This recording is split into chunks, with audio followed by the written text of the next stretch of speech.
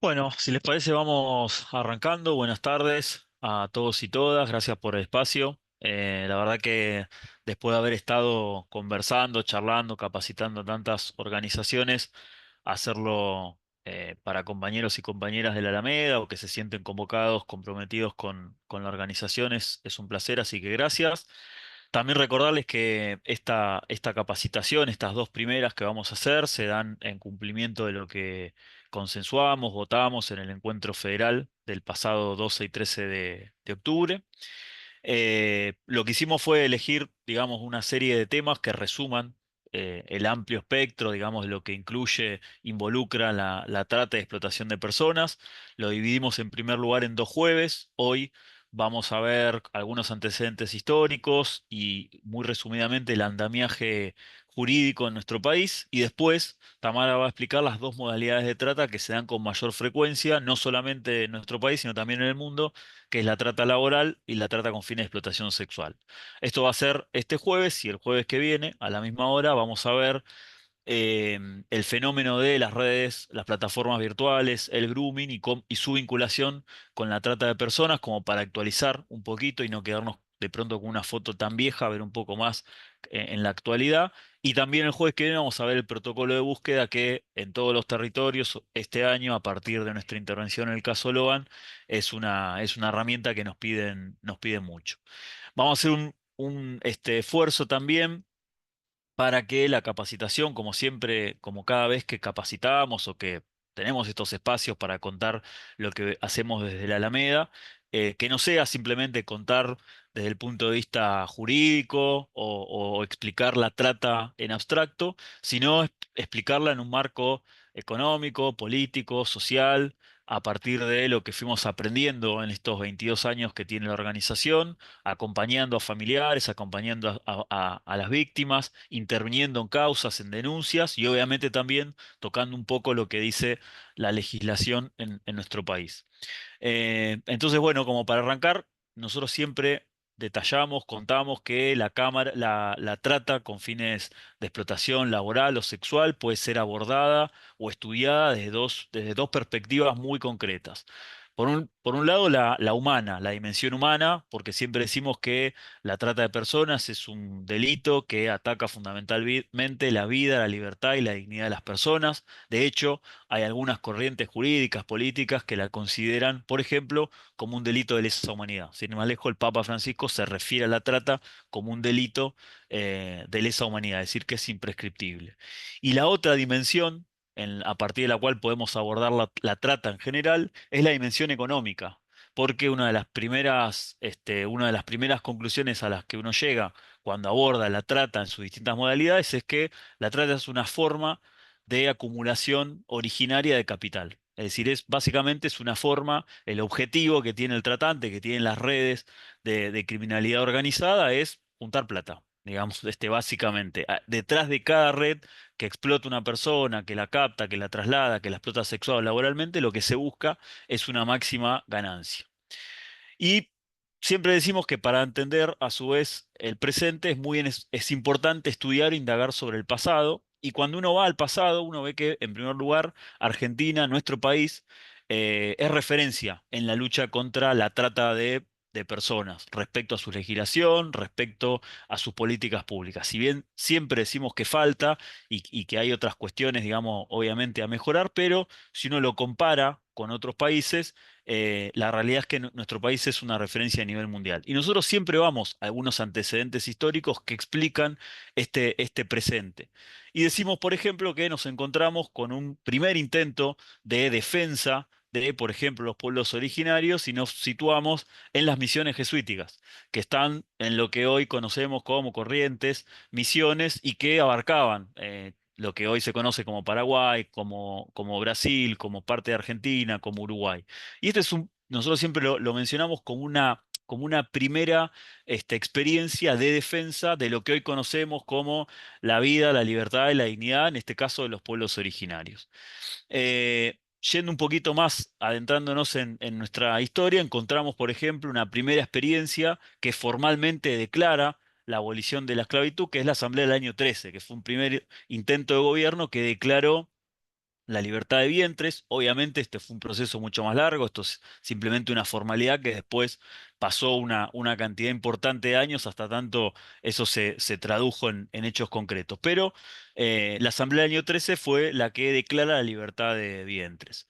Llegando, digamos, o acercándonos un poco más a cómo conocemos el Estado o nuestro país con la configuración actual, la Constitución de 1853 también habla de la abolición de la esclavitud en su artículo 15, y ya sí, llegando al Estado, digamos, al Estado más moderno, como lo conocemos hoy en día, tenemos un primer hito en la lucha contra la trata y explotación de personas, que es la Ley Palacios.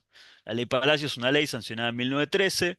Fue la primera ley que habló de la prostitución de mujeres, de niñas en el mundo. De hecho, hasta hace muy poco, Naciones Unidas tomaba esta fecha de 1913 como una referencia a nivel mundial para generar, conmemorar o una efemérides para hablar del tema a nivel mundial. La ley Palacios, por el nombre del senador que la presentó, reitero, fue la primera ley que se encargó de estos temas, muy de avanzada, tomando, siempre contamos, la experiencia de las mujeres que se organizaban en sindicatos anarquistas. Ahí se puede encontrar por internet un periódico donde escribían, por ejemplo, acerca de la reivindicación de las 8 horas y también esta cuestión de condenar el proxenetismo. De hecho, también fue una ley que no solamente se situó en las víctimas, que hablaba de las mujeres y de las niñas, sino también en el proxeneta. Siguiendo en la historia, tenemos la ley profilaxis, que si bien, como su nombre indica, es una ley que estaba más orientada a la cuestión sanitaria, habla particularmente, condena la prostitución o lo que se denomina proxenetismo. Respecto a la explotación laboral, siempre mencionamos como antecedente, a nivel regional incluso, el Estatuto del Peón Rural, que es del año 43, que es sancionado, elaborado por Perón y que realmente representó un cambio de 180 grados respecto de los trabajadores y trabajadoras del campo que eran tratados mucho peor que un animal. Digamos, al animal, como generaba riqueza, se tenía un tratamiento y un cuidado que no tenían los peones rurales. Este estatuto del peón rural fue realmente de avanzada para su época. Y después tenemos, sí, digamos, ya entrando en la configuración actual, las dos leyes de trata, que en realidad es una misma, que se sanciona en el año 2008 y que se la modifica posteriormente en el año 2012. A su vez, esta ley es tomada del Protocolo de Palermo. Por eso vamos a ver o van a ver que la mayoría de las leyes antitrata de este nuevo paradigma, por así decirlo, tanto en nuestro país como en Brasil, como en Chile, digamos, la mayoría de las leyes son prácticamente iguales porque toman, digamos, la idea del Protocolo de Palermo, que es del año 2000. Nosotros también siempre contamos que además de estos antecedentes históricos que encontramos particularmente en nuestro país o en esta región del mundo, eh, siempre mencionamos que la trata se habla como una nueva forma de esclavitud, pero también señalamos que así como decimos que la trata es básicamente una forma de acumulación originaria de capital, que lo que busca es generar una máxima ganancia, no es nueva. Y de hecho nosotros tenemos la experiencia de la expoliación, de la explotación de los pueblos originarios por parte de países europeos. Y de hecho no es la única experiencia. Tenemos también que parte del continente africano fue explotado a través de, por ejemplo, el Reino Unido. Pero se habla de estas nuevas formas de esclavitud que, si uno va, digamos, a las distintas modalidades que adopta hoy en día, en realidad, en esencia, las formas siguen siendo más o menos la misma. A veces cambian las metodologías. Obviamente la trata se adapta a las condiciones económicas, sociales, políticas, pero en esencia sigue siendo básicamente lo mismo, si bien hasta hace algunos años, digamos, al inicio de lo que se conoce como Estado moderno, en general el tráfico, la trata, la explotación era organizado por los propios estados, por el propio Estado, es decir, el Estado español, el Estado portugués, el Estado francés. Iba hacia un país o un continente, digamos, más pobre, reclutaba y explotaba por ejemplo, a poblaciones originarias. Hoy por hoy eso no es así. En general, el Estado, en teoría, lo que hace, lo que busca es batallar o generar políticas públicas para ir en contra de esta forma de explotación. Y lo que encontramos es que la explotación, la trata de personas es organizada por redes de crimen organizado, que casi siempre necesariamente tienen que aliarse a distintos sectores del Estado, sea nacional, sea provincial, sea municipal, para para poder desarrollar la red de trata. Y esta es una segunda o tercer concepto a tener en claro, y es que no hay posibilidad, no existe forma de que se desarrollen las situaciones de trata, de explotación, de que una persona pueda ser reclutada, por ejemplo, en la provincia de Santiago del Estero, trasladada para ser explotada en la provincia de Buenos Aires o en la provincia de Río Negro, si no hay complicidad de una parte del Estado. Es decir, tiene que haber o un miembro de la Fuerza de Seguridad que mira para otro lado, o un inspector que mira para otro lado, o un inspector de la CNRT que no controla debidamente el listado de pasajeros o que una secretaría de trabajo que no revisa los contratos de trabajo de esos trabajadores que están siendo trasladados de una provincia a otra, o ni que hablar de un país a otro. Entonces, como primera conclusión, tenemos que la trata y la explotación de personas es una modalidad de crimen organizado, al igual que el narcotráfico, al igual que la compra y venta de armas, que tiene como objetivo fundamental generar dinero, generar exorbitantes ganancias. De hecho, si ustedes leen informes de Naciones Unidas, de la propia OEA, siempre encontramos que la trata es el segundo o el tercer delito más redituable, en general detrás de la compra y venta de la compra del narcotráfico. Estas extraordinarias sumas tienen que pasar en algún momento del circuito ilegal, el negro, informal, al circuito formal y se da el último de los eslabones que es el lavado de activos. Pero entonces, tener en cuenta esto y que no se puede desarrollar la trata, no puede haber alguien, reitero, que reclute en un punto, la traslade a esa persona o a ese grupo de personas para explotarlas en otro lugar, que puede ser en otra provincia, en otra ciudad o en otro país, si no hay complicidad de una parte del aparato estatal. Por eso nosotros habrán escuchado en varios medios, en varias capacitaciones, en varias charlas, de que hablamos del concepto de territorio liberado, que esto a veces pone muy de la cabeza a la policía, a los gobernadores, a los intendentes, pero la realidad es que no pueden desarrollarse este tipo de delitos si no hay, en principio, una zona liberada, es decir, un funcionario que no cumple con su función, que mira por otro lado, que por acción o omisión habilita a que se realicen este tipo de delitos. Volviendo un poco a la legislación, nosotros no, Argentina no tenía tipificado el delito como tal de trata de personas, de explotación, hasta el año 2008. En el año 2008 se sanciona una primera ley, conocida como la Ley de Trata, que como le decía es modificada en el año 2012. Y ahí sí voy a compartir pantalla para que veamos un poco rápidamente lo que es cómo quedó la redacción actual.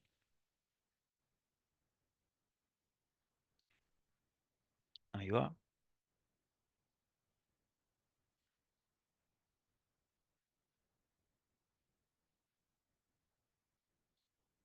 Bien. Minuto. Ahí va. ¿Se ve bien? Bueno, así quedó básicamente, digamos, el tema de la trata con las distintas finalidades en el Código Penal quedó redactado de la siguiente manera, en el artículo 145 bis y en el artículo 145 ter. Y ahí el tipo penal, que es lo que se denomina, la redacción explica que será reprimido con prisión de 4, que es el mínimo, a 8 años, que es el máximo, para quien ofrezca, capte, traslade, recibe o acoja a personas, puede ser una, pueden ser varias, pueden ser mayores de edad, pueden ser menores de edad, con fines de explotación, sea dentro del territorio nacional, dentro de nuestro país, como desde o hacia otros países, aún mediando el consentimiento de la víctima, de la persona que finalmente va a ser explotada.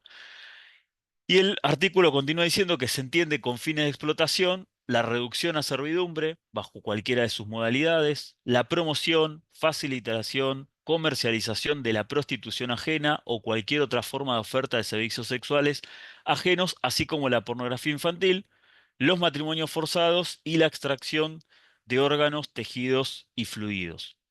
Em, una primera aclaración respecto de esto, ahí es el artículo básicamente lo que habla de lo que se denominan los verbos típicos, ahí habla de captar, de acoger, de trasladar, de explotar, y una aclaración que se hace es que no es necesaria que se cumplan cada uno de estos pasos. Si está desde el primer momento con que esté, digamos, si está la finalidad de explotación, ya queda configurado el delito de trata. Esto es porque había algunas dudas respecto de, bueno, si era necesario captar a la persona, trasladarla, acogerla en otro lugar y finalmente explotarla para que quede constituido el delito. Y esto es importante porque de esto va a definir, por ejemplo, si se aborda la situación en el fuero federal o si se lo hace, por ejemplo, en el fuero provincial. Y eso cambia, digamos, qué juzgado, qué fiscal interviene, y la jurisprudencia lo que explicó es que no es necesario, reitero, que se den cada una de las etapas de los pasos, digamos, que incluye la trata y que define el artículo, sino que es necesario simplemente con que esté la finalidad de explotación desde el primer momento. Si uno interviene ante una situación de trata, que es muchas veces lo que pasa cuando cuando surge en un pueblo, una comunidad, en un barrio, en una ciudad, la desaparición de una persona, muchas veces se la ubica o se interviene en la justicia cuando se generó la promoción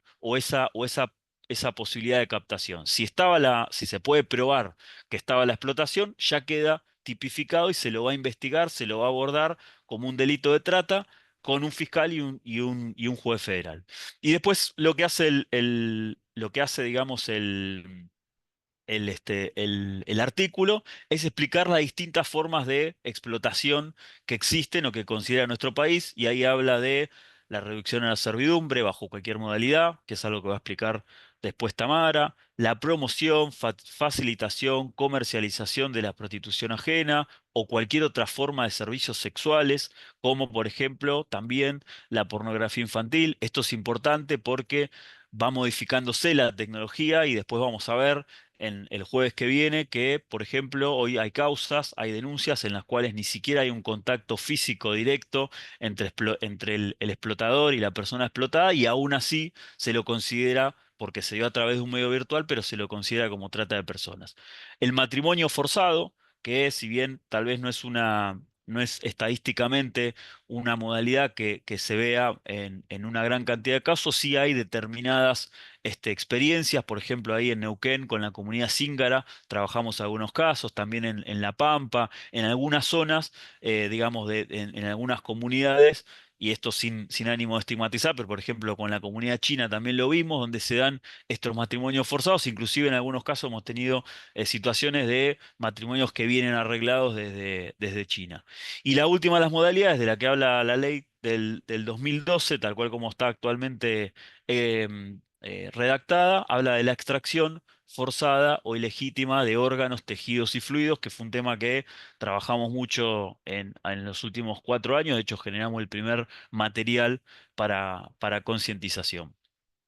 Y después, eh, ahí quería volver a compartir pantalla, minuto, para explicar la segunda parte.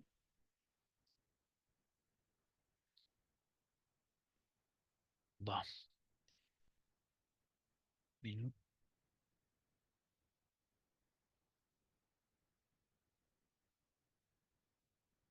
Bien, el 145 ter, que es el otro, digamos, artículo del Código Penal actual, vigente, que trabaja, que desarrolla, que caracteriza al tipo penal. Y nos dice que, nos habla de los agravantes. Ustedes saben que muy rápidamente está el delito, tenemos la redacción básica o el tipo penal clásico básico, que es el que habíamos visto anteriormente, y después tenemos los agravantes. Y ahí nos habla que en los supuestos del artículo 145, es decir, las modalidades que desarrollamos recién, la pena puede ser de 5 a 10 años de prisión. ¿Cuándo? Y ahí explica. cuando mediar el engaño, el fraude, la violencia, la amenaza o cualquier otra forma de intimidación, coerción, abuso de autoridad o alguna situación de vulnerabilidad, concepción o recepción de pagos o beneficios para obtener el conocimiento de una persona que tiene autoridad sobre la víctima. Y acá vamos a ver varios casos, tanto en la trata con fines de explotación sexual o explotación laboral. Otro de los agravantes es si la persona está embarazada o fuera mayor de 70 años. Esto, si bien podemos creer que no es habitual, sí se da mucho, por ejemplo, en la explotación laboral. Si la víctima es una persona discapacitada o enferma que por algún motivo no puede valerse por sí misma, si las víctimas fueran tres o más, esto se da mucho en los casos de la explotación con fines de explotación laboral. Eh, si el autor fuere ascendiente, descendiente, cónyuge, afín en línea recta, colateral, conviviente, tutor, curador, autoridad o ministro de cualquier culto, esto es importante, esté reconocido o no, o bien esté encargado de la educación o guarda de la víctima, o acá también hay un agravante que es cuando el autor fuere funcionario público, miembro de una fuerza de seguridad policial o bien penitenciaria. Y acá explicaba un poco esto que decía en la primera parte. Cuando se logra consumar la explotación, es decir, cuando se da cada uno de los pasos de la etapa en la que consiste la trata de una víctima objeto del delito de trata, la pena es de 8 a 12 años de prisión. Es decir, que si logré captarla a través, por ejemplo, una promesa falsa de trabajo, trasladarla, acogerla en el lugar donde va a ser explotada y efectivamente que sea explotada o explotado, ahí eso obviamente lo que hace es aumentar la pena y también cuando la víctima fuera menor de 18 años, la pena va a ser de 10 a 15 años. Bueno, esto es un poco, digamos, la redacción actual del delito de los dos artículos que caracterizan o que hablan de lo que se denomina los verbos típicos para que se pueda desarrollar la trata y la explotación, para que podamos hablar de que un expediente sea calificado, sea caratulado como trata de personas. Reitero esto, más allá de, digamos, de los verbos típicos, de los agravantes, de la situación de vulnerabilidad. Dos cuestiones muy importantes. En primer lugar, reitero que no es necesario que se dé la totalidad de los pasos, con que la finalidad de explotación esté estipulada desde el primero, desde que hago el primer contacto, desde que el tratante hace el primer contacto con la víctima, ya queda tipificado como el delito de trata de personas. Obviamente esto después hay que probarlo, pero digo, en la teoría funciona así. Y un dato del cual ahí habla la redacción del tipo penal y que no es menor, es la situación de vulnerabilidad. Ustedes van a ver que en cualquiera de las modalidades de trata hay un denominador común que es la vulnerabilidad, que puede ser económica, que puede ser social. Hay un montón de formas por las cuales una persona puede ser vulnerada y el aprovechamiento de esa vulnerabilidad supone también que se configure el delito de trata y explotación de personas. Bueno, ya para ir terminando y pasar a las dos modalidades más frecuentes, con casos prácticos, como para hacerlo también un poco más llevadero, contarles que esta ley de trata en la redacción actual básicamente genera dos organismos. Uno es el Consejo Federal de Trata, donde están representadas todas las provincias de nuestro país y la ciudad de Buenos Aires, que se reúne o debería reunirse cada 6 meses para elaborar y evaluar y hacer seguimiento de la política pública en nuestro país y hacer seguimiento de lo que hace el otro organismo, que es el Comité Ejecutivo de Lucha contra la Trata. Como saben, algunas de los que estamos acá, participamos, fuimos parte del Comité Ejecutivo de Lucha contra la Trata, que es el otro organismo que tiene a su cargo básicamente elaborar implementar y evaluar la política pública en materia de trata y explotación de personas en todas sus modalidades, y a su vez este organismo está sometido a la revisión, al control del Consejo Federal de Trata, y a su vez el Consejo Federal de Trata está sometido al control o a la supervisión de la Defensoría del Pueblo de la Nación. Es decir, esto, ¿por qué lo remarcamos? Porque como se puede ver, la legislación que aborda la temática trata de personas, que aborda la criminalidad organizada en general, siempre busca el control y el multicontrol. ¿Por qué? Bueno, porque como habíamos dicho al principio, que el objetivo principal de una red de trata, de una red que busca tratar y explotar personas, es la acumulación de dinero, generar ganancia, bueno, tiene un gran poder, una gran posibilidad de corromper policía, funcionar. Entonces, por eso se necesita el control y el multicontrol de distintos organismos. Y finalmente decirles que esta ley, la ley de trata actualmente vigente, también crea la línea 145, que es una línea anónima, gratuita y nacional que debería funcionar las 24 horas, los 7 días de la semana, algo que obviamente hoy por hoy no está sucediendo debido a que se redujo a partir de que echaron a personal de la línea, pero es una línea que funciona a las 24 horas, que es cogestionada entre el Ministerio de Justicia de la Nación y la Procuraduría de Trata y Explotación de Personas, que es una fiscalía antitrata, y esta ley también crea el Fondo Fiduciario, Fondo de Asistencia Directa a la Víctima de Trata, que es un sistema bastante novedoso, que funciona o estaba funcionando bastante bien, y es que básicamente lo que se hace es decomisar aquellos bienes que fueron instrumento del delito, una casa, un vehículo o sumas de dinero, y se lo liquida a través de la agencia del Estado para el remate de inmuebles, y con ese dinero, con el producido de la venta, el remate de esos bienes, lo que se hace es indemnizar a la persona víctima de trata, con lo cual lo que se busca es que haya una reparación de manera directa a la víctima que sufrió directamente ese delito, y también una reutilización para, de alguna forma, digamos, lograr, digamos, una reparación para el resto de la sociedad que de manera indirecta sufrió el delito de trata y explotación de personas.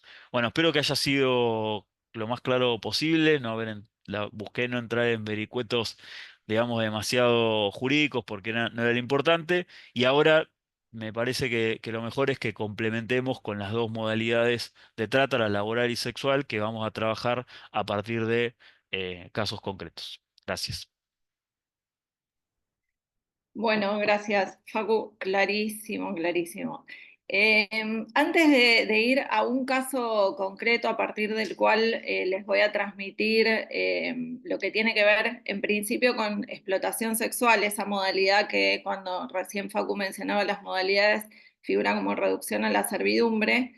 Quería hacer una pequeña diferencia porque en algunos idiomas, digamos, de acuerdo a las traducciones, trata y tráfico se dicen de la misma manera. En nuestro país, la trata es un delito, todo lo que explicó Facu, ¿no? Es un delito que atenta contra los derechos de las personas, contra los principales derechos humanos. En cambio, el tráfico es un delito migratorio, es un delito contra el Estado. En el caso de la trata, justamente una de las modificaciones de la ley de 2012 tiene que ver con la figura del consentimiento. En la trata no importa si la persona consintió, por ejemplo, ser trasladada de un lugar al otro para esta finalidad que explicaba Facu, que es la explotación. En cambio, en el tráfico de personas, sí se da una voluntad de aquella persona que va a pasar ilegalmente de un país a otro, que esa es otra de la diferencia. En el caso de la trata no necesariamente implica el cruce de una frontera, el tráfico sí, y puede que pague o no, pero es consciente y está aceptando hacer ese paso ilegal. En el caso de la trata no. Después podría suceder que esa persona que fue traficada, que cruzó de manera ilegal una frontera, termine siendo víctima de explotación, pero bueno, por esta propia condición de vulnerabilidad, ¿no? Eso quería como aclararlo porque a veces se habla indistintamente de trata y de tráfico y son dos delitos totalmente distintos. Bueno, vamos a ver voy a ir mezclando, ¿no? Algunos datos de un caso real y tal vez voy mezclando algunos casos para ir viendo distintos indicadores. En principio voy a hablar de un caso que se lo conoce como el de los hermanos Percara. Bueno, este caso fue importante para que lo estudiemos porque primero tuvo una sentencia desestimando que haya habido trata y explotación laboral, y después la Cámara revocó ese fallo y finalmente sentenció a esta familia Percara, ¿no? El caso es del año 2011, sucedió en Corrientes, en una plantación de eucalipto, y bueno, realizando extracción de maderas implantadas. En este caso, las personas que fueron damnificadas fueron 40 trabajadores y trabajadoras en diferentes tareas de, bueno, corte, poda, raleo, extracción de árboles y demás. Y las personas implicadas en estas diferentes etapas, que ya en los verbos típicos, digamos, que explicaba Facu en lo que consiste el delito, fueron 5.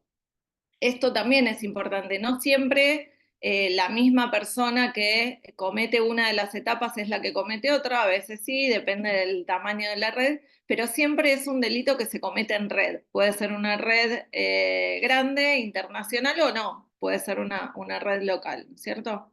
Y en este caso, los trabajadores habían sido llevados de una provincia a la otra, no eran traídos desde otro país, por ejemplo.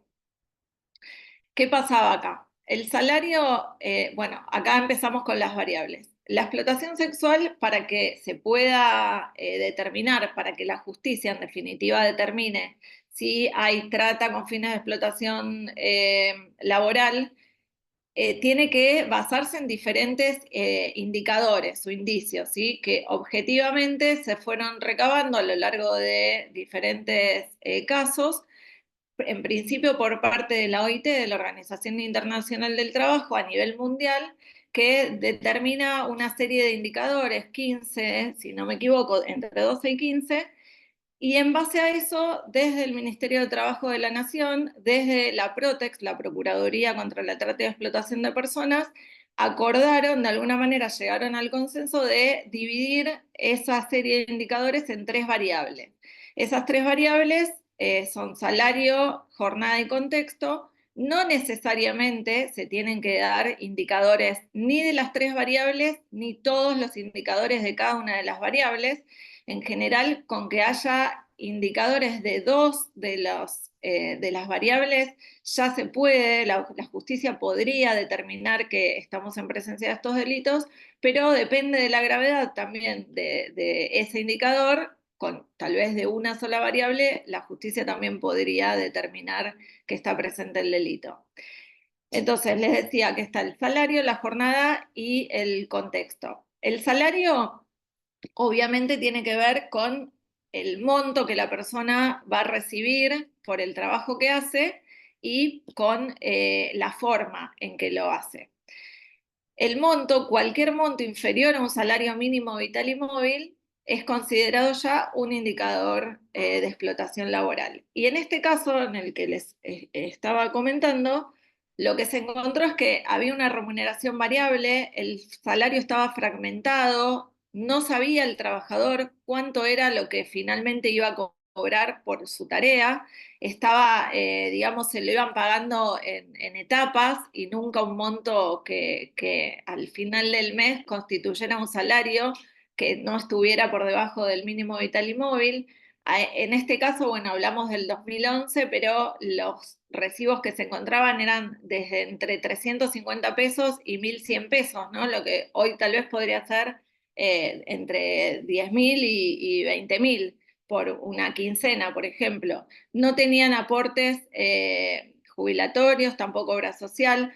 Lo que le pagaban efectivamente no tenía que ver con lo que les habían prometido inicialmente en el momento de la captación, que ahora cuando veamos los indicadores de contexto vamos a hablar de esa etapa de la captación. Y lo que tiene que ver con el modo en que les pagan, una es esto del salario fragmentado y otra es que, bueno, si hablamos en el ámbito rural, por ejemplo, la ley de trabajo agrario, que es del 2011, da también una pauta de todas estas cuestiones. Y lo que se plantea en esa ley y también en otras leyes laborales es que los salarios tienen que estar bancarizados, salvo que por algún motivo que esté bien justificado o por la distancia que hay entre una entidad bancaria y el establecimiento donde están los trabajadores, eso no sea posible. Pero lo que sucede también es que existen retención de salarios o cuando o le pagan en mano, y también está el trabajo a destajo, que en lo que tiene que ver con trabajo a destajo significa que al trabajador o trabajadora le exigen determinada cantidad de producción en un lapso determinado que es imposible que lo haga un solo trabajador, aun cuando trabaje las 24 horas del día. Entonces ese trabajador se ve obligado a hacer trabajar o a parte de su familia, incluyendo a niños, niñas y adolescentes, o ahí Jorge se ríe, no sé por qué se ríe, o a otros trabajadores. Pero el salario que cobran en realidad representa el de una sola persona, ¿no? Eso es lo que tiene que ver con salario. En lo que tiene que ver con jornada, se utiliza como criterio una jornada de 8 horas con un máximo de 4 horas extras, con lo cual debiera haber entre una jornada y otra un descanso de un mínimo de 12 horas, tiene que haber un descanso semanal, tiene que haber un descanso semanal. Tiene que haber momentos dedicados a que la persona pueda ir al baño o que pueda almorzar, etcétera, lo que suele ocurrir en la mayoría de nuestros trabajos. En este caso, las personas trabajaban más de 16 horas, no tenían posibilidad de tener su horario de descanso para almorzar, muy pocas veces tenían la posibilidad de ir al baño sin que, bueno, les llamen la atención. Y bueno, esto era lo de jornada. Y en cuanto a contexto, que tal vez son los indicadores en un aspecto más visibles y en otro aspecto los que se logran cuando uno entrevista o observa las conductas de las personas, tienen que ver con las condiciones en las que se desarrolla la tarea y por otro lado en cómo es tratada la persona. Y acá en el caso que estamos viendo, lo que se observaba era condiciones inhumanas, condiciones de hacinamiento, dormían en un colectivo viejo que estaba amontonado sobre tarimas, cocinaban en el piso, no tenían alimentos refrigerados, no tenían las condiciones mínimas de salubridad y de seguridad para realizar las tareas. Pensemos que utilizaban maquinarias con filo, cortantes, machetes, bueno, diferentes cosas. No tenían agua potable, no tenían luz en el espacio que les brindaban para las pocas horas de descanso, no tenían un baño, no solo no estaba el baño, no había cantidades de baños, sino que era un pozo, ¿no? Un pozo ciego donde tenían para hacer sus necesidades y no tenían herramientas ni ropa de trabajo. En realidad, después se pudo saber que sí tenían herramientas y ropa de trabajo, pero que el valor de ese material se lo descontaban de su salario. Que eso tiene que ver con el endeudamiento inducido, que es otro de los importantes elementos de una situación de trata con fines de explotación laboral, donde, y ahora sí les voy a hablar de la segunda etapa del delito de trata, porque recuerdan que Facundo les habló de ofrecimiento, captación, traslado, recepción, acogida y finalmente la explotación. El ofrecimiento pudo haber sido que alguien le dice a otra persona, mira, acá hay un trabajo, y le ofrece a un tercero para que ese tercero lo explote. No suele darse con mucha frecuencia esa etapa, sobre todo hoy que empieza con la captación, que esta captación también de hace un tiempo a esta parte, sobre todo a partir de la pandemia, se empezó a trasladar al mundo digital. Hasta hace unos años había una figura que era la del reclutador, que se trasladaba hacia esos lugares más vulnerables donde había más pobreza, situaciones de vulnerabilidad social y económica, como también ya se dijo, y les ofrecía llevarlos a otro lugar donde las condiciones de trabajo iban a ser las ideales, iban a tener un buen salario, iban a tener una vivienda, no iban a tener que preocuparse por la alimentación, etcétera, y eso constituía esta oferta engañosa de empleo. Hoy esa oferta engañosa de empleo, o también a través de falsos enamoramientos que se generan y después resultan en una situación de explotación laboral, se da a través de Facebook, a través de grupos de WhatsApp o a través de otras redes sociales, donde se ofrece el trabajo, se le ofrece a la persona o un adelanto de dinero para que se pague el pasaje o directamente se le traslada,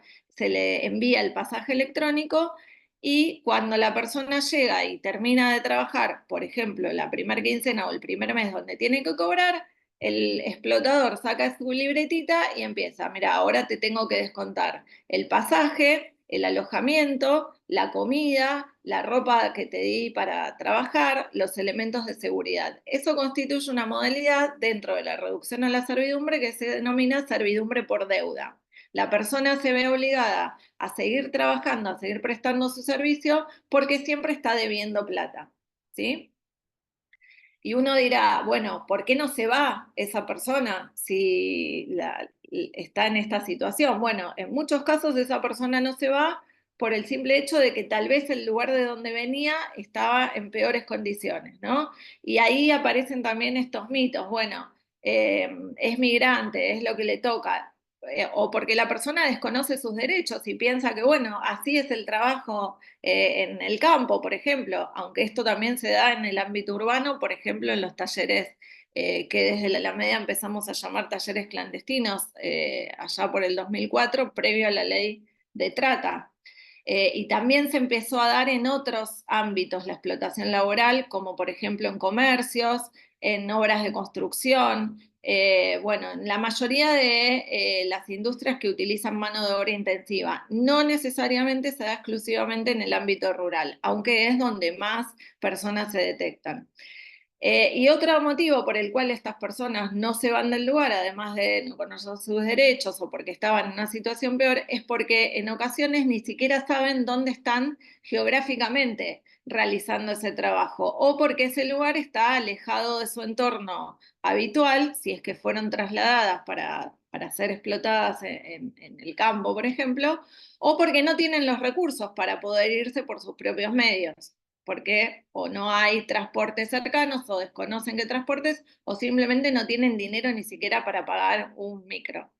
Entonces, bueno, esto que a veces dicen, bueno, están así porque quieren, en realidad no, están así porque no pueden salirse de esa situación. Otra de los indicadores de contexto tiene que ver con el que está un poco vinculado porque las personas no se van a la restricción a su libertad de movimientos. Esto no significa necesariamente que la persona está con un grillete o que están las rejas o que hay un candado en la tranquera o que está electrificado el alambrado.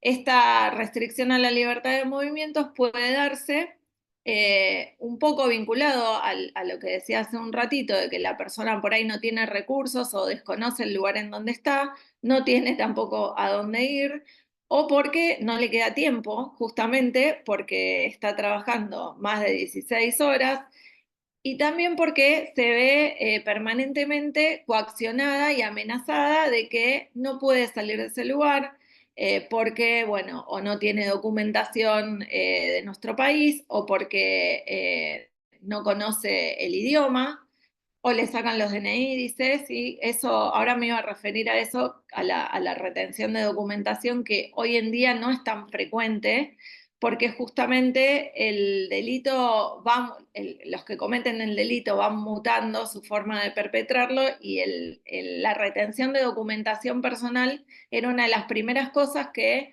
en el marco, por ejemplo, de una inspección o de un allanamiento, se verificaba, ¿no? Si la persona tenía la documentación en su poder. Entonces, hoy en día ese ya no es algo que los explotadores hagan, pero sí los someten a amenazas, coacción, a violencia física en ocasiones.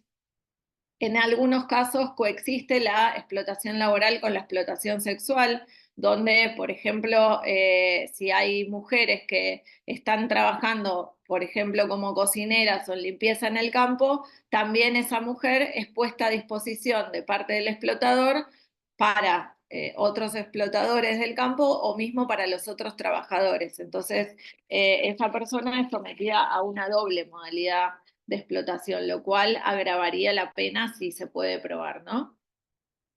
Eh, bueno, básicamente esos serían los indicadores y también lo que es importante considerar es que las personas, en función de esta restricción a la libertad de movimiento, no tienen la posibilidad de ir al médico, por ejemplo.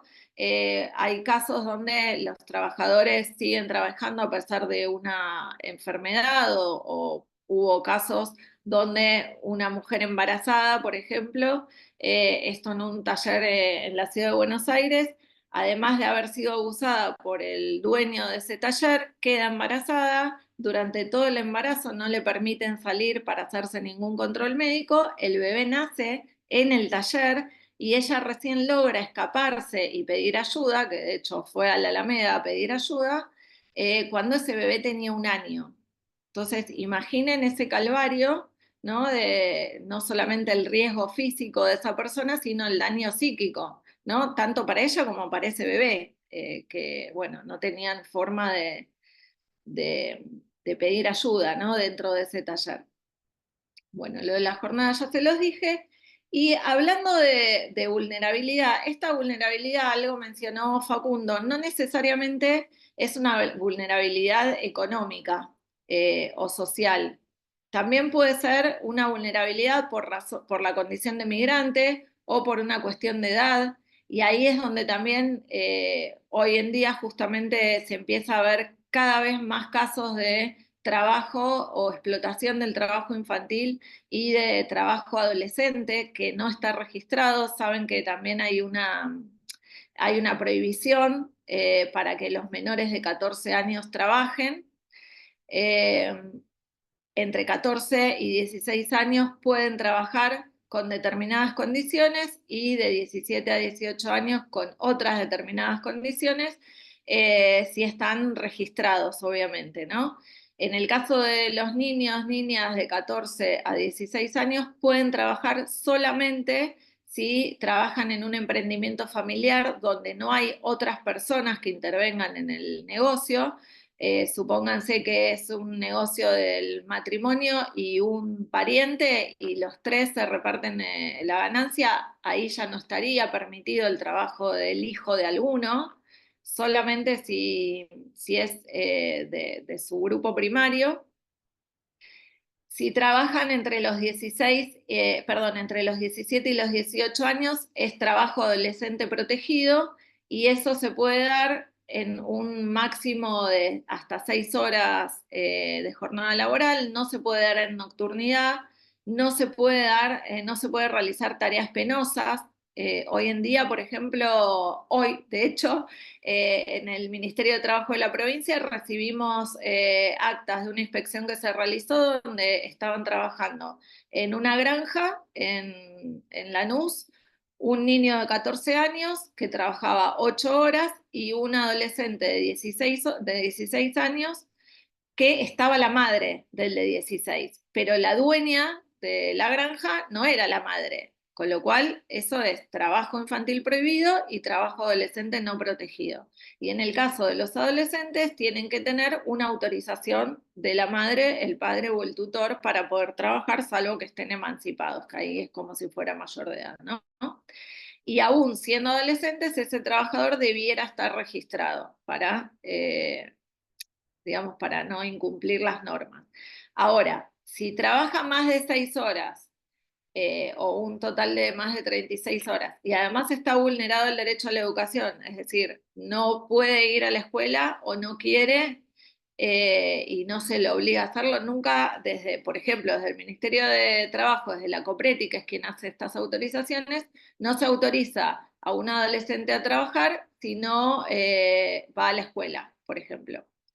Y ahí entran dilemas también, porque muchos de los adolescentes o niños que trabajan, aun cuando no esté permitido, lo hacen para la subsistencia de su familia. Acá yo estoy introduciendo un problema, porque es el mismo problema en el que se ven muchos inspectores que no relevan esos casos porque los chicos se ponen mal, porque si vuelven a la casa sin ese salario magro que les pagan, tienen represalias de parte de sus adultos o no tienen cómo colaborar con la subsistencia de la casa. Por eso, cuando detectamos o se detecta desde los organismos de inspección este tipo de casos, se hace intervenir a los servicios de niñez, adolescencia y familia para que se pueda ir, bueno, en el marco de nuestro país hoy es difícil, pero las diferentes provincias, mal que mal, tienen algunos recursos para intervenir en esos casos, ¿no? pero bueno, sabía que me iba a ir de tema y me fui. Bueno, volviendo a la vulnerabilidad, les decía que también está la vulnerabilidad emocional y ahí hay casos que, por ejemplo, se ven en otras modalidades nuevas que terminan en situaciones de explotación laboral, como por ejemplo una condición de salud. Y ahí tenemos el caso de las comunidades pseudoterapéuticas, ¿no? Que bueno, estuvo el caso de una granja y de una organización, Remar, hace poquito, donde a partir de la excusa de la recuperación de personas con consumo problemático, se captaba a personas que además puede ser que tuvieran una vulnerabilidad económica, pero principalmente era por una cuestión de salud, digamos, que caían en esa situación.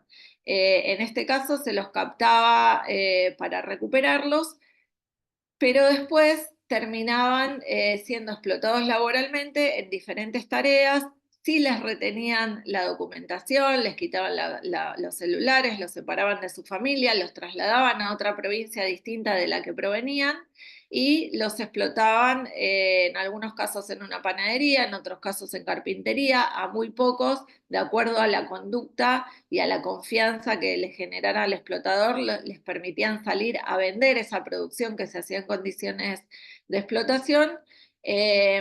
Y esto la doble, con el agravante, digamos, de que estas comunidades a su vez eran subsidiadas por diferentes estados provinciales, por ejemplo, municipales, ¿no? Con lo cual maximizaban su ganancia, por un lado recibiendo subsidio y por otro lado explotando a personas con una enfermedad, con una patología. Bien. Para terminar de redondear el caso, les voy a leer el testimonio de los inspectores de AFIP, que fueron los primeros que encontraron esta situación del caso de la plantación de explotación de eucalipto, y que dicen: nos encontramos con un colectivo viejo al que le habían sacado los asientos, lo habían acondicionado para que todos los trabajadores durmieran ahí. El escenario era bastante impactante. Tanto los allanamientos de la DGI como la Seguridad Social era un allanamiento que me impactó por las condiciones en que estaban, cómo estaban los asientos, si habían puesto maderas o tablones. Bueno, habían fotos, demás. Estos trabajadores no tenían agua, no tenían luz, no tenían baño, no tenían cocina, no tenían dónde sentarse. Detrás del colectivo había un trozo de carne lleno de moscas que es de lo que comían, sea como animales, ¿no? Hace un rato Facundo hablaba de que vale más o valía más un animal que una persona.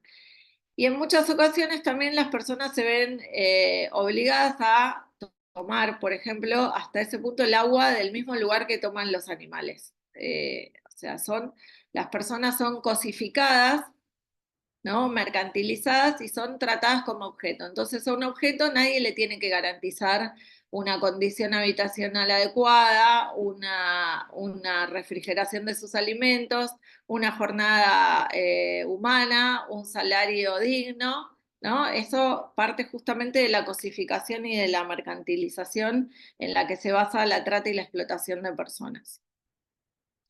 Bueno, vamos a ver ahora... ¿hay alguna duda? Espera que habilito los micrófonos también. Sí.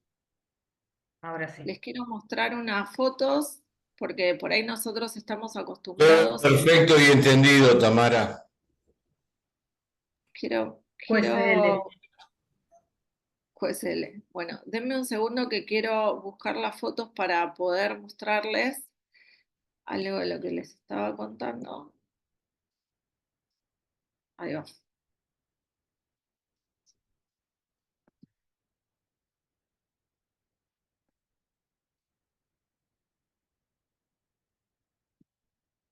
Bueno, ahí se ve.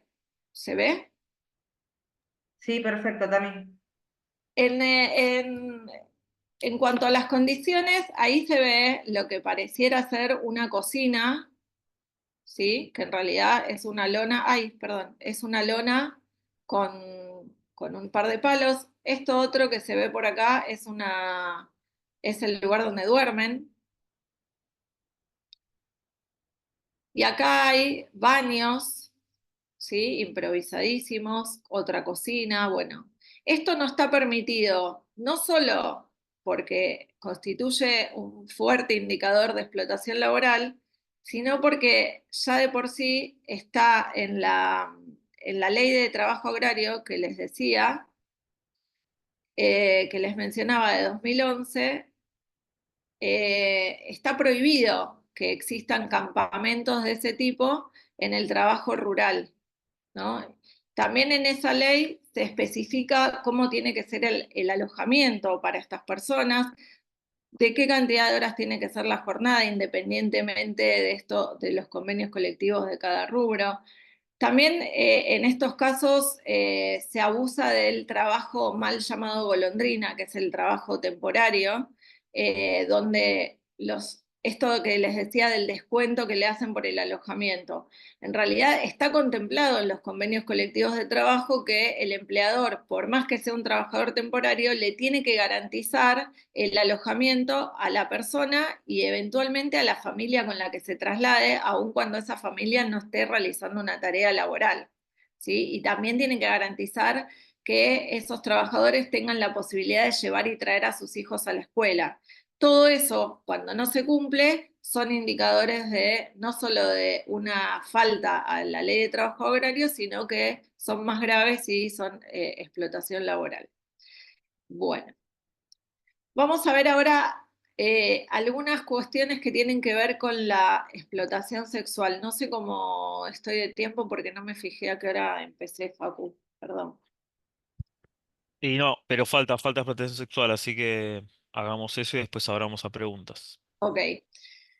Bueno, la explotación sexual es otra modalidad. En general, cuando uno habla de trata, en lo primero que piensa es en explotación sexual, porque la modalidad de explotación laboral está como más naturalizada, digamos, y más en contextos donde hay poco trabajo, pero se dan casi al mismo nivel en lo que tiene que ver con la cantidad de personas a la que afecta. Y otra cosa que me interesaba comentarles es que, por ejemplo, por año se habla de un promedio de 1.500 personas aproximadamente rescatadas, eso cuando había políticas públicas para asistirlas a esas personas.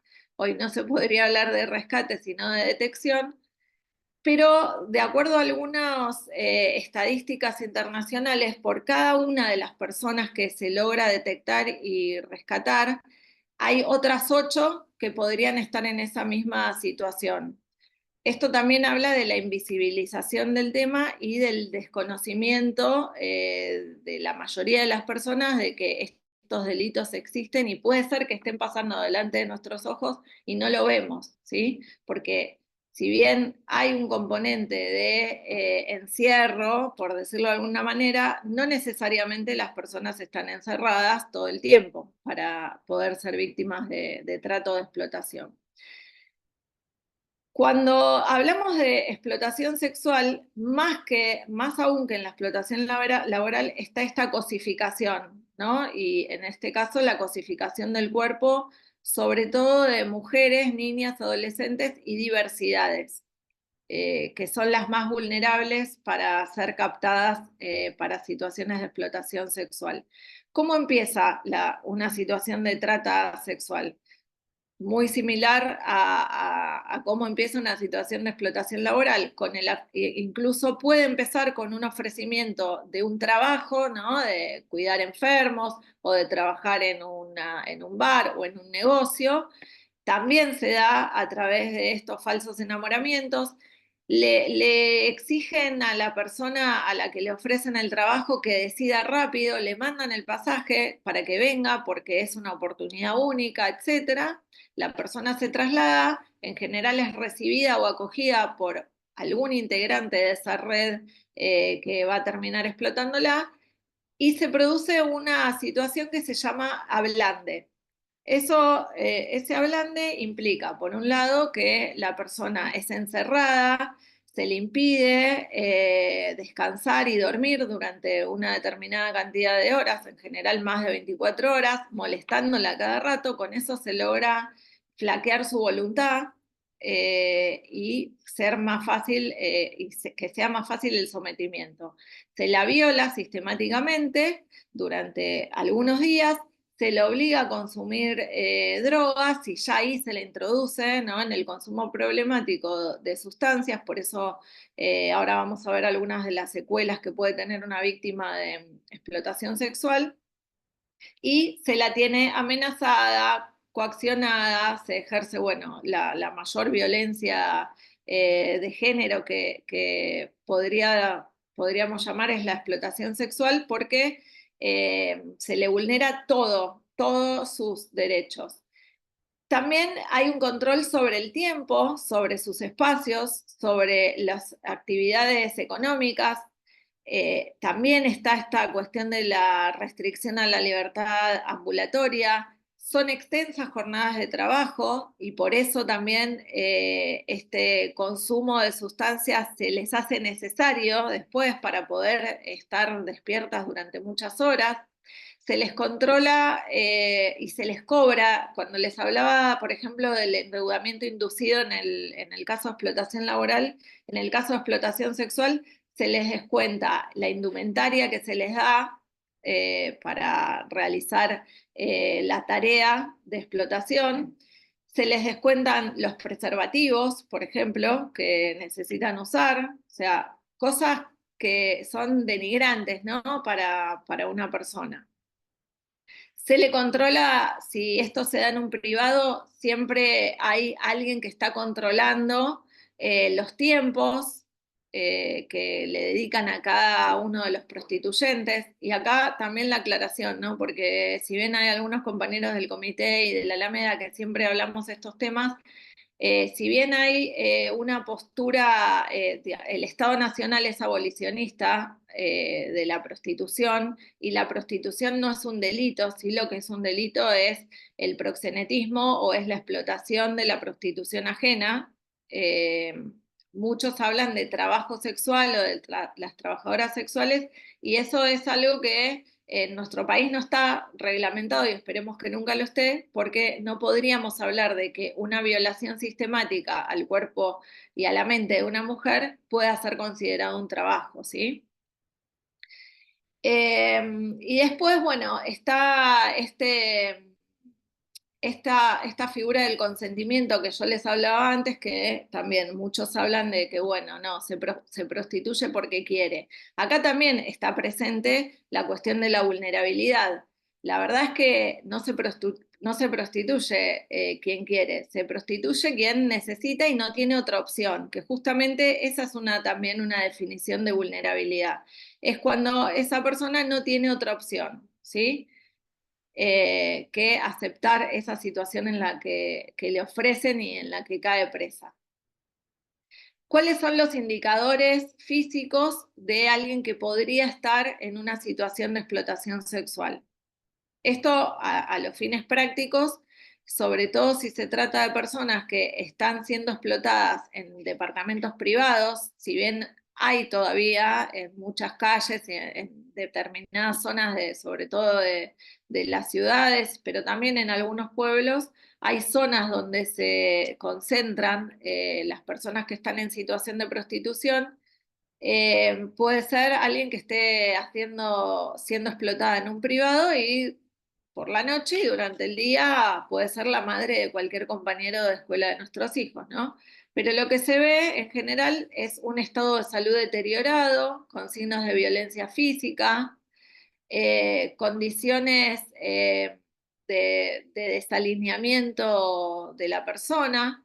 En cuanto a los indicadores psicológicos, se observa una conducta ansiosa. Esto nos complicaría hoy en día porque todos tenemos, dadas las circunstancias en las que vivimos, un gran o un alto grado de ansiedad o de depresión, ¿no? Hay una angustia generalizada, pero bueno, en estos casos esto se ve marcadamente. Está en estado de alerta casi permanentemente, nerviosa, con sensación de amenaza o peligro todo el tiempo, con dificultades en la atención, en la memoria, en la concentración y siempre como en una situación de sometimiento. Lo que se describe en general de las diferentes situaciones donde se pudo entrar en contacto con víctimas de explotación sexual es que tienen las mismas secuelas que una situación de estrés postraumático, ¿sí? Pensemos en esto de que es una persona que está siendo violada sistemática y permanentemente. Y en lo psicosocial se puede ver un aislamiento lingüístico. Bueno, si son personas que son captadas en otro país, obviamente desconocen el idioma, aunque hoy en día no es usual que nuestro país sea un país de destino, justamente por la situación económica. Actualmente nuestro país es un lugar de captación y se llevan a las personas a otros países donde, bueno, la situación económica está mejor, que no hay que hacer mucho para estar mejor que nosotros, pero bueno, siguiendo con los indicadores de la esfera psicosocial, se ven incapacidades para comunicarse, aislamiento social, en muchos casos tampoco saben en qué lugar se encuentran, tienen desconfianza hacia cualquier persona que no sea su explotador. Ahí se puede llegar a dar algo similar al síndrome de Estocolmo, porque en especial si son traídas o llevadas a otro lugar, tal vez esa persona que la sometió a las primeras situaciones de explotación es la única persona que conoce, es de su círculo de confianza. Lo que sucede también es que si es llevada a un lugar donde hay más chicas, no les permiten el contacto entre ellas. De hecho, si se comunican entre ellas, las castigan físicamente, por ejemplo. Y en general no pueden hablar libremente de eso que les pasa, por un lado porque están amenazadas y por otro lado porque es muy difícil poner en palabras esa situación de violencia extrema. ¿Qué es importante para detectar, ¿no? Esto? Sobre todo si hay traslado de un lugar al otro. Esto se puede observar en terminales de ómnibus o en estaciones de trenes, digamos, que hay de una provincia a otra. Y también otra cosa es que las van cambiando de lugar. Cuando empiezan a conocer a los prostituyentes del lugar, que en muchos casos suelen ser quienes algunos se sensibilizan y son los que las ayudan a salir de esa situación, para evitar eso justamente los proxenetas o los explotadores las van cambiando de lugar, de manera tal de que nunca logren establecer un vínculo con nadie, ni con sus compañeras ni con ningún prostituyente en particular. ¿Cuáles serían los indicadores de que una persona está pudiendo ser trasladada desde un lugar a otro para ser explotada sexualmente? Bueno, un poco similar a lo que pasaba en la explotación sexual, ¿no? Engaño, falsas promesas, desconocen las condiciones del traslado y con qué se van a encontrar en el lugar de destino, ni a qué se van a dedicar, por esto de la oferta engañosa que les comentaba. No saben por dónde va a ser el traslado, no saben cuánto vale ese pasaje, que también después les es descontado. No tienen en algunos casos la documentación necesaria y el explotador les facilita documentación falsa. Y muchas veces esos traslados implican también, esos traslados de un lugar al otro, implican involucrarlas en situaciones de narcomenudeo. Con lo cual, un poco lo que hablaba Facundo antes, ¿no? Que las situaciones de trata tienen que ver con el crimen organizado y coexisten varios delitos. Y lo que también es importante es que sepan es que una persona que comete un delito bajo una amenaza o si se comprueba que estaba en una situación de explotación, sea cual sea la modalidad, no es punible por ese delito que comete bajo esa situación de sometimiento. Bueno, básicamente eso porque si no me voy a extender demasiado. Y a ver si hay otra foto que les pueda mostrar. No, ya les mostré. Bueno, básicamente eso tiene que ver con la explotación sexual y laboral. Ahora sí, por ahí estaría bueno si hay dudas o preguntas o alguna situación que le genere duda de si encuadra dentro de estos casos, que podamos charlar un ratito.